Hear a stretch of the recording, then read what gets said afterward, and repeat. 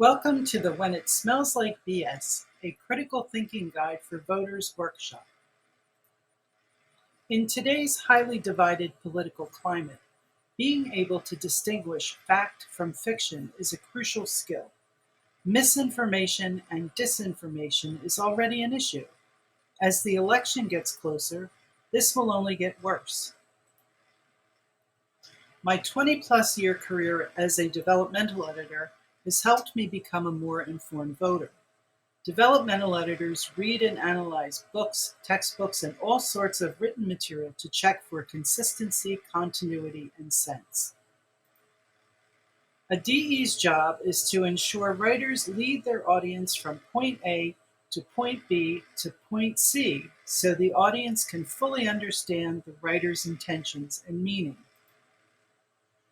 For over 20 years, I've worked on medical and nursing textbooks, college textbooks in all disciplines, and fiction and nonfiction books. I'm excited to see you here and go through this workshop with you. I hope you will find it helpful.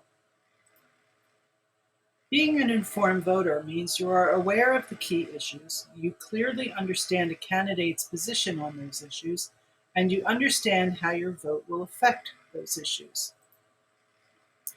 I think everyone understands that politicians and political groups will present information in whatever manner will get your attention because they want to influence your vote.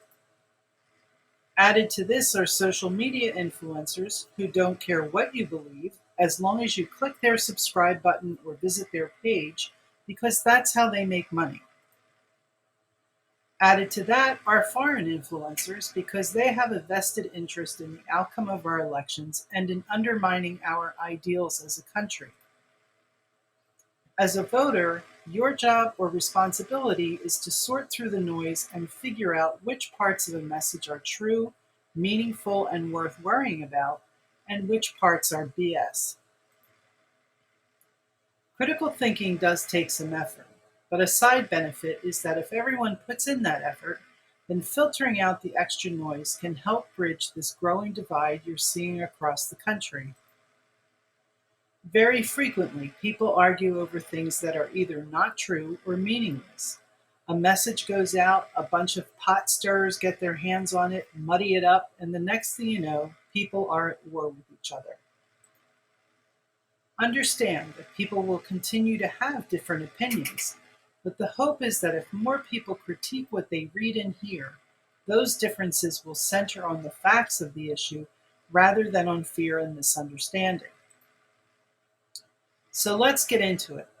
I think the best way to demonstrate critical thinking and why it matters is through examples. I'm not aiming to start a fight or push a specific point of view. The goal is to learn the steps to reading and hearing critically so you can start to apply them to whatever issue is important to you. That is as far as this presentation will go. When you leave here, my hope is that you will take a good look at your major sources of information and assess whether they're really worth your time. In part 2, I'll explain 5 steps that will help you analyze news stories or claims shared on social media.